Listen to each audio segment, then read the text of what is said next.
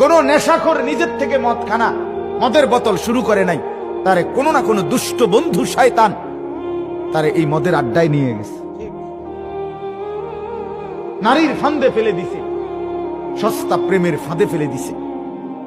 এই জন্য বাপ, আমিও আফসোস করতে হবে, আপনিও করতে হবে।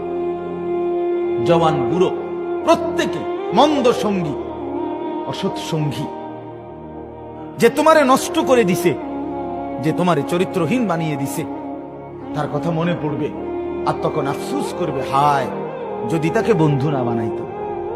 আহা তুই কি করলি আমার, আহা তুই কি করলি।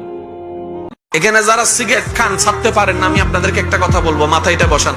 আপনি রমজানে যদি 10টা 11টা 12টা 1টা 2টা সিগারেট না খেয়ে থাকতে পারেন, আপনি আগামী কালকেও চাইলে সকাল 10টা 11টা 12টায় সিগারেট না খেয়ে থাকতে পারবেন। কারণ আপনি যদি না পারার হতো রমজানও পারতেন না। আপনি যেহেতু রমজানে পেরে দেখিয়েছেন, একটু চেষ্টা করলে আপনি 11 মাসও পারবেন। মাদক দ্রব্য খাচ্ছে মুসলিমরাই, সে জানে না একবার মাদক দ্রব্য সেবন করলে 40 দিন নামাজ কবুল হয় না। কেউ যদি মাদক দ্রব্য সেবন করে এবং এই অবস্থায় সে মৃত্যুবরণ করে, রাসূলুল্লাহ সাল্লাল্লাহু আলাইহি ওয়াসাল্লাম বলেছেন তাকে আল্লাহ পাক তিনাতুল খাবাল পান করাবে। সাহাবীরা জিজ্ঞাসা করছেন, তিনাতুল খাবাল কি ইয়া রাসূলুল্লাহ? নবীজি বলছেন, এটা জাহান্নামীদের রক্ত, মাংস, পুজের একটা মিশ্রণ, একটা পানীয়। আমরা কি খেতে চাই? আজকে থেকে তওবা করবেন, কোন রকম মাদক দ্রব্যের সাথে সংশ্লিষ্ট থাকবেন। আল্লাহ পাক হেফাজত করুন, আমিন।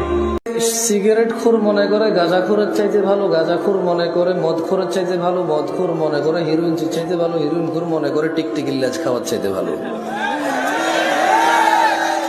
আমার মতো জামশেদ মজুমদার হুজুর মনে করে দাড়ি টুপি রাখা সব চাইতে ভালো কাজ, কিন্তু মানুষের সাথে দুর্ব্যবহার করা খারাপ কাজ না। এখানে প্রত্যেকটা রুগী চায় ডাক্তারের হিদায়েত, ডাক্তার চায় যে ম্যাজিস্ট্রেট তার পরীক্ষার নকল ধরেছে তার হিদায়েত,